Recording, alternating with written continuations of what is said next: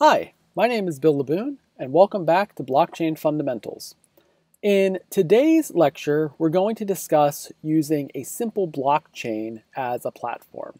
And when I say a simple blockchain, I mean based on the same basic concepts that we learned with the basic Bitcoin blockchain. So obviously, there are a lot of other blockchains out there that have additional features and things that are built in. But I want to talk about using, from a very, very simple perspective, what all can we do with a blockchain besides just use it to store currency. So again, looking at Bitcoin, we can think of the Bitcoin network itself, the Bitcoin blockchain, as an append-only log, which is permanently storing data. Now, obviously, permanent means can mean something different, right? Depending on what your definition of permanent is. But generally, when we're looking at a blockchain, we consider that this data won't go away. We are only going to append to it. We're going to add to the end, but we are never going to go and delete things earlier. We know that it's a time stamping service, since every block not only has a timestamp on it, but also we can use it to prove that one block occurred after another. So we can always look to see what order things came in. It's a means for value transfer. So generally, this trusted value transfer was in the form of Bitcoin, but we can think of this in more abstract ways, as we'll see in this lecture. It's a way to commit information cryptographically. That is, you can prove that you actually said something, and you committed it by committing it to the blockchain and signing it. And if it comes from your account, then you can say that you have actually said it in the past. And we talked earlier about cryptographic commit schemes. And finally, it's a way to prove identity. So there is, if you have the private key to an account, then if you sign something with that private key, you can also prove that you own that account. According to Bitcoin's definition of ownership, which is knowing the private key. Of course, if you do this in multiple places, then you can prove that it's the same person or same entity, or again, the same someone else who knows that same private key. And you use that as a way of proving the same person is sending a message or transmitting something from various disconnected messages. So we know that with Bitcoin, we can provide very secure timestamping, since producing a block is very difficult. And remember, we discussed in a previous lecture how making block production somehow difficult is one of the key ways we can provide security to a network. And so by doing this, we can by having this, it's very difficult to add blocks to the network. We can show that if you know a block hash ahead of time, then whatever event occurred at that point, if you know the block hash, then you can prove that it happened after that event. So there was actually a very famous incident of this, where there was a rumor that Vitalik Buterin had died, and he posted a picture of himself. I have the link to the Twitter tweet where he tweeted this out, that proved that he was still alive because he is showing the block hash of a particular block. And this is on the Ethereum blockchain. So he joked this is proof of life, proving that he is still around. it's the same idea if you've ever seen an old movie where the kidnappers have the hostage hold up today's newspaper to prove that the person was still alive and able to hold up a newspaper. Since it would be very difficult, at least at the time many of these old movies were made, to generate an entire fake newspaper. So similarly, it would be very difficult for Vitalik or whoever was faking this to know that block 3,930,000 would have that particular hash. Okay, so another thing you can do is commit to specific information. So remember that the SHA-256 hash function, or really any good cryptographic hash function, should be collision resistant and hiding. So what this means in layman's terms is that if I say something and post the hash, it should be very difficult for anyone else, computationally infeasible, to find some other message that could hash to that value. And also it's hiding. So it's going to be very difficult for someone to know what that message was ahead of time. But if someone says what the message is, it should be trivial to verify that it was the correct message. Since you remember, hash functions are essentially one way. So again, not proven to be one way, but for all practical purposes, one way. That we going in one direction, giving the message, determining the hash is very simple, but from the hash, determining what the message was, very difficult. So between this and being able to prove with our identity that we were the particular person who posted something, we can use our commitment scheme to commit to a message to prove that we made a specific message at a specific point in the blockchain. Now, with Bitcoin, obviously the time is going to be a little variable, since block production time is variable, since there are there's some flexibility in the timestamp itself, but it allows us to commit to particular messages in the blockchain. So there are some problems with this, though. It's something you could use it to do is to prove that you are, in fact, clairvoyant. So let's say on Friday, the Steelers football team are playing on Sunday, and on Friday, I post 3 messages to the blockchain. And one says they'll lose, one says they'll win, one says they'll tie. So we have eliminated, we've covered all of the options. It is a totally covered function here. And then on Monday, I claim to everyone else, hey, I saw the future, by only revealing whichever commit message actually said what happened. So there are a few actual instances of this. A famous one, somebody actually had a whole list of tweets that said exactly what would happen in a football game and exposed this after the game. But the tweets were time-stamped from several days before. And how this occurred was the person had put thousands and thousands of possible messages that this person scored a goal, this person got injured, the game ends with this particular score, etc. And then just went back and deleted the ones that didn't match up with what actually happened.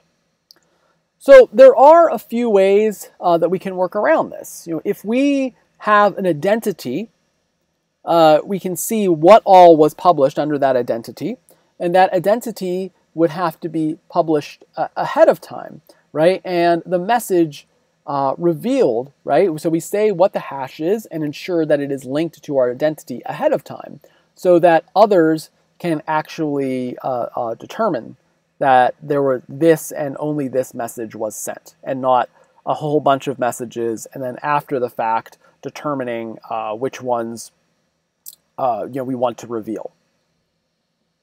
But it is an interesting way of, for instance, proving a bet. So if you let's say you think that you know that something is going to happen, but you don't want to tell people because you think it might influence them.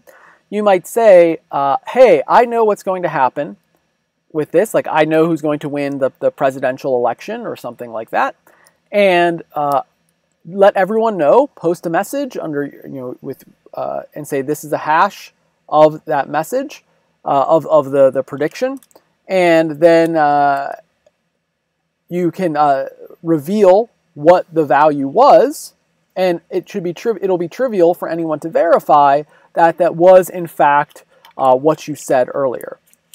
So this can be useful. I've actually seen it in a few Facebook posts where people were arguing about the results of a particular political situation, but didn't want to claim anything until after it occurred. So it is a nice way of revealing information later while committing to it earlier. So another thing we can think of that a blockchain does is permanently storing data. Now, when we say permanently, we can very easily get into the realm of, well, heat death of the universe, what happens if the Earth falls into a black hole and information is destroyed, etc. But for our purposes, we can generally consider permanently, in the span of lifetimes, that data, once added to the blockchain, is stored. And this data is stored on numerous locations. So in Bitcoin, for instance, every full node is going to have, perhaps tens of thousands of computers are going to have a copy of the entire blockchain. And these locations have a lot of reason to maintain that copy, right? Because they will, by having that data, that enables them to run a full node and either mine or verify transactions. So by using OpReturn, we can store up to 80 bytes of arbitrary data in a transaction. So this is enough for a short message, for a link to something, for a hash value, like a message digest of resulting from a hash, whatever. And this is kind of cool, right? So for the price of a Bitcoin transaction, we can store this 80 bytes permanently. So I have actually used this to write a Valentine's Day message to my wife because I'm a romantic like that. But it is rather controversial. So some argue that Bitcoin is meant as a place to transfer value. It is not meant as storing other kinds of data.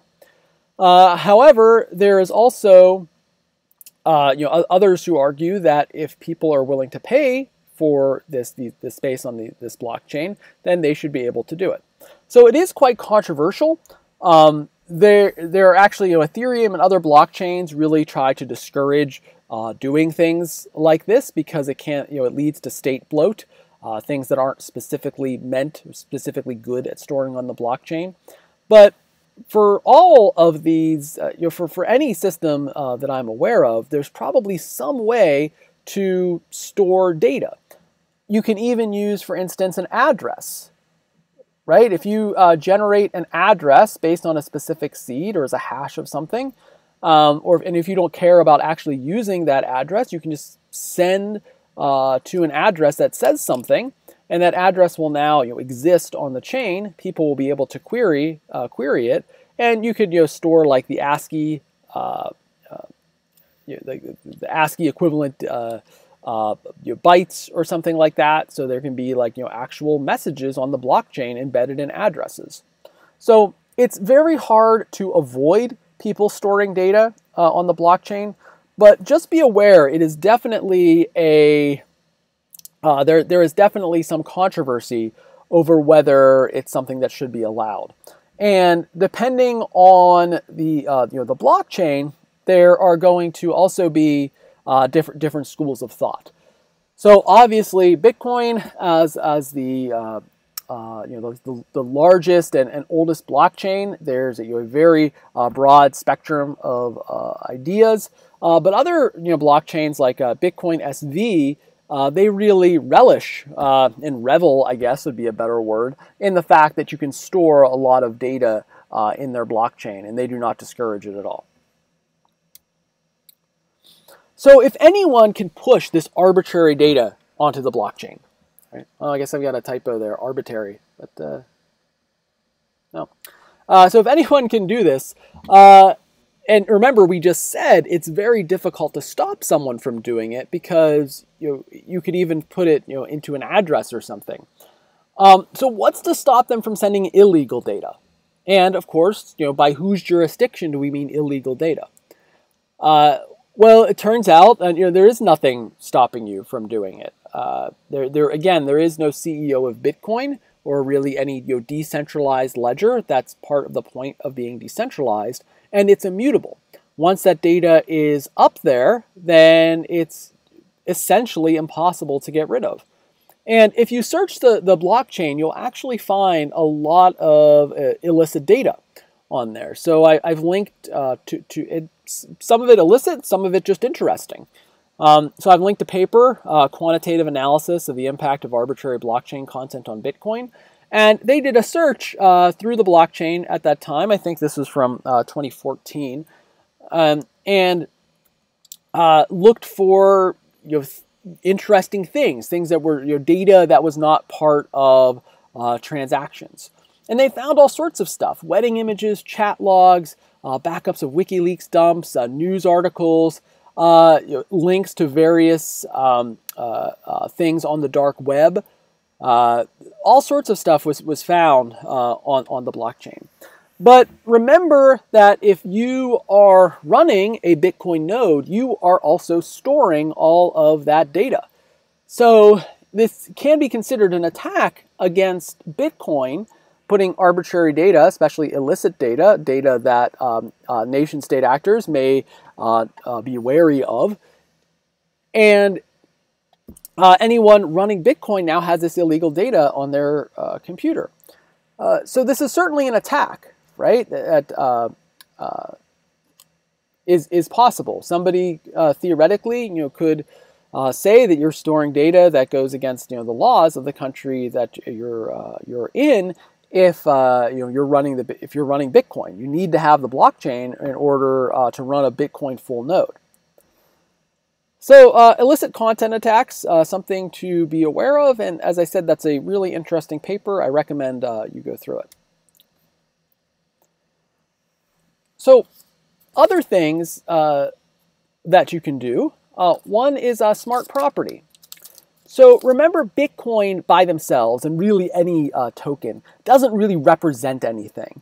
So a lot of pre-Bitcoin attempts at a cryptocurrency represented something else. So I think we talked about this in the first lecture, that there would be this, owning this token represents an ownership share of a certain amount of gold or a certain amount of dollars held in reserve, etc. But Bitcoin by themselves don't represent anything greater. They exist as a part of the chain itself. But they could represent something else. We just all need to agree on it. Right? Just like we agree that Bitcoin has a price. Okay, we could agree that we're going to use this ledger to represent something in real life. So we actually have seen this a lot on non-Bitcoin chains. So there are a lot of instances, for instance, of using non-fungible tokens as representations of ownership of a piece of artwork on Ethereum. But we actually can use a very simple blockchain like Bitcoin also to hold property. So we don't need a smart contract or anything like that.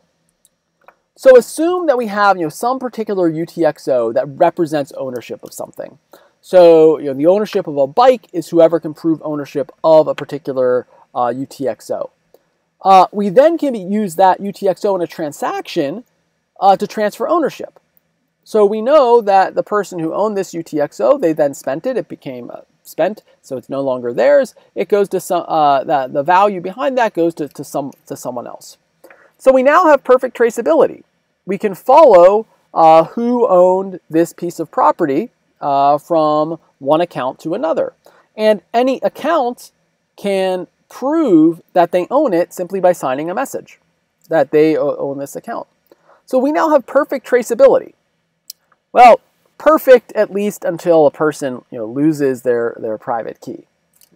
But if we did have this, well, we don't have to have title insurance, for instance. If you're not in the US, I know other places don't have this. Title insurance is basically insurance you buy when you purchase a home or other property that somebody else doesn't have a lien against it, that they don't have some ownership of it that you weren't aware of. So, for instance, there may be a tax lien that the previous owner owed some taxes and didn't disclose it to you. Without title insurance, then you may be liable to pay the taxes on that piece of property after you bought it, even though you had no idea because the lien was actually on the property. And title insurance protects you from that. But if there is a particular ledger where you can look all of this up and not have to look through all sorts of paperwork from back into the 1700s or whenever to see what sort of liens or taxes might be owed on the property or anything like that, you can imagine this would make property transfers much easier, much cheaper, and much safer. All right. So this comes from the fact that in Bitcoin, UTXOs are not fungible. Right? So what we mean by fungibility is a good where all units can be exchanged for each other. So, for instance, if I buy an ounce of gold, I generally don't care where it came from. I mean, aside if it's just an ounce of gold, it could have been melted down from a Nobel Prize. It could have been just gotten straight out of the mine. It could have been melted down from some old coins. I don't really care, and it's essentially impossible to determine. I'm sure there are ways with looking through impurities, but for where did this come from? But generally, an ounce of gold is worth a certain amount, and every ounce of gold is worth that certain amount. Or if I trade you a penny for another penny, it doesn't really matter. Again, unless you have some sort of rare penny or something, they're generally fungible goods. Bitcoin is not fungible, though. One UTXO is not like another. Why is that? We can see where it came from. We can always trace a UTXO all the way back to when it was part of a block reward. And this has benefits and drawbacks. So a benefit, obviously, are doing the kind of things that we've already discussed, like smart property. But it's very easy to verify a whole Bitcoin blockchain because we can see where every single transaction, we can follow it back to where it came from. But the drawback, of course, is in terms of anonymity, right? Since we can track provenance, we don't have the equivalent of cash where I can spend $1 at this place and it doesn't matter if I got it from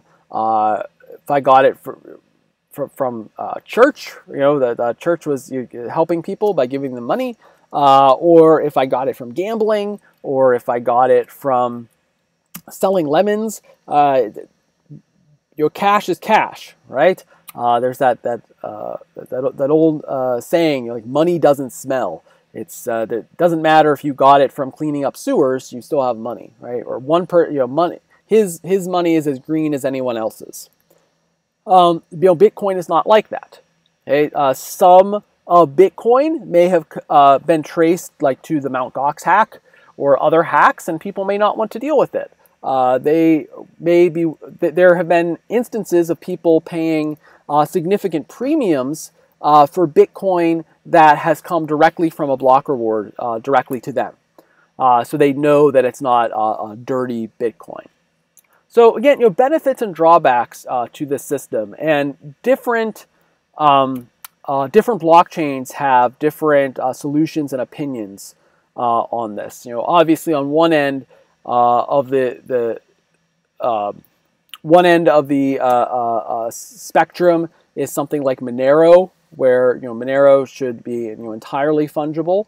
But of course, there are drawbacks in terms of being able to verify the blockchain easily. And then Bitcoin, which is entirely 100% traceable, and you can see exactly where things came from all the way back to their block reward. So there is a spectrum, and there are other coins like Zcash that has transparent and anonymous transactions. And again, there are different ways to slide that bar.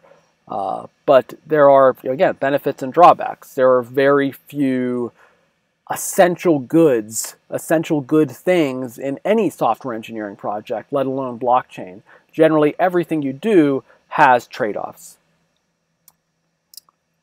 Okay, so if we can use these UTXOs in Bitcoin to represent other property, could we use this to overlay our own services or represent even our own currency?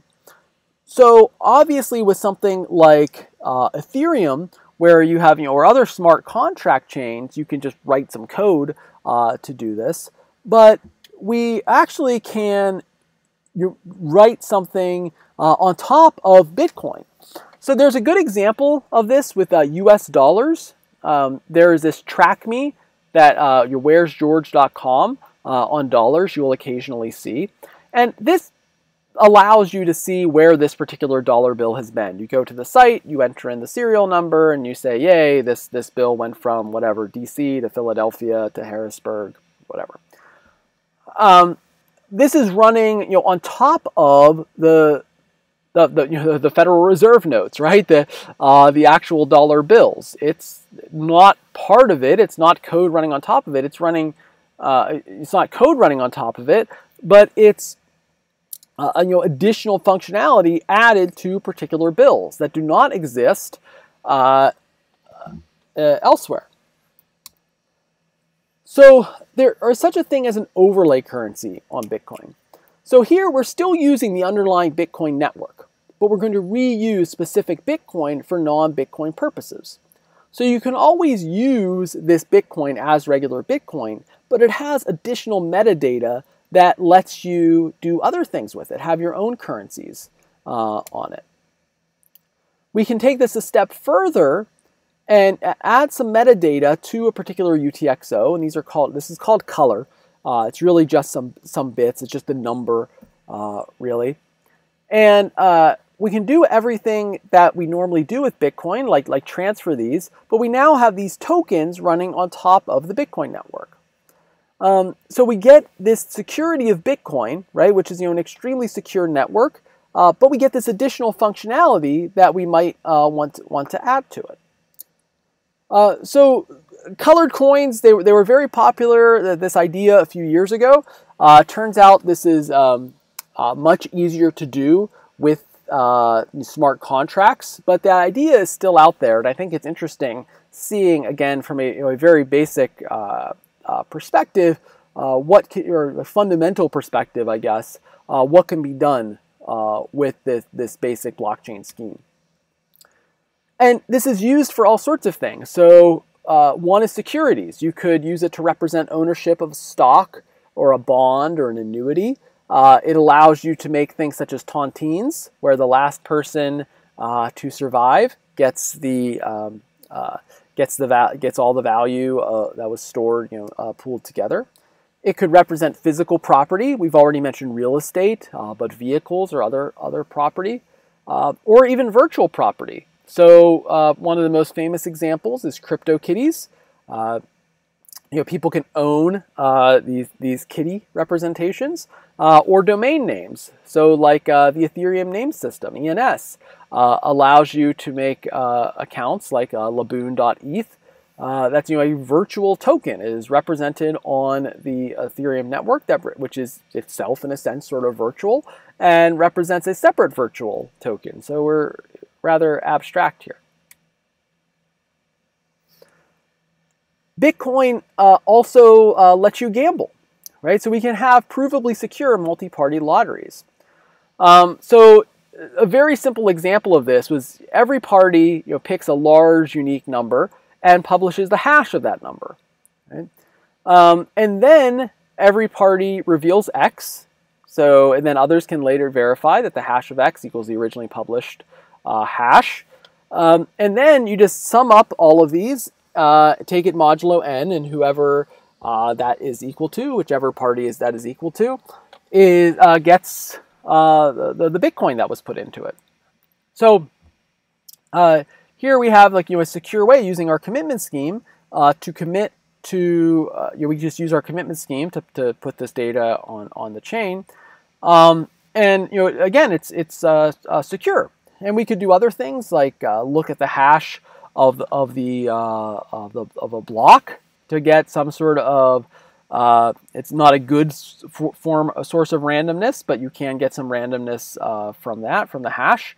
Obviously, that can be modified, right? So there could be block withholding attacks and things like that. But there certainly are ways to have secure or relatively secure lotteries that are entirely done on chain. So I just mentioned that's not perhaps a great source of randomness. There's a problem. Randomness is a very difficult concept, and computers are very bad at it. And there are a lot of stories of people who broke systems because they found some hole in the randomness. And I have a whole list here. Some of the interesting ones, eudaimonic pi, which is about people discovering a way to figure out what hole a ball in a roulette wheel was going to land on, busting Vegas and bringing down the house, about blackjack, same with beat the dealer. There's been some lottery rigging. But Bitcoin block hashes, they're not exactly random. Again, there are some biases. Obviously, they have to be below a target. We can see how they're generated, and there have been some, there are some things like block withholding attacks. But could we use them somehow as a seed, right? To use for our systems, right? Our own systems. So this is similar how if you've ever seen a church raffle, they don't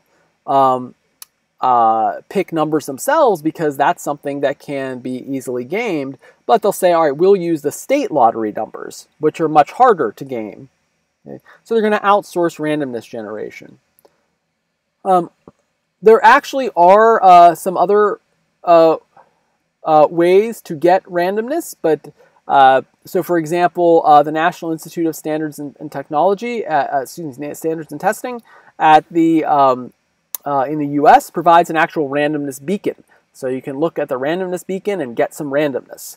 Of course, computers can't generate random numbers. The best they can do is pseudo-random, but they can get input from their environment as a seed and provide some relatively random values that can help for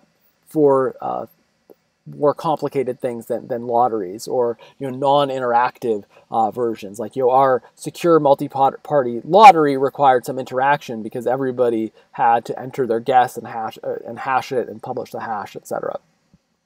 But there's a problem here. Everything on a blockchain is going to have to be deterministic in some sense.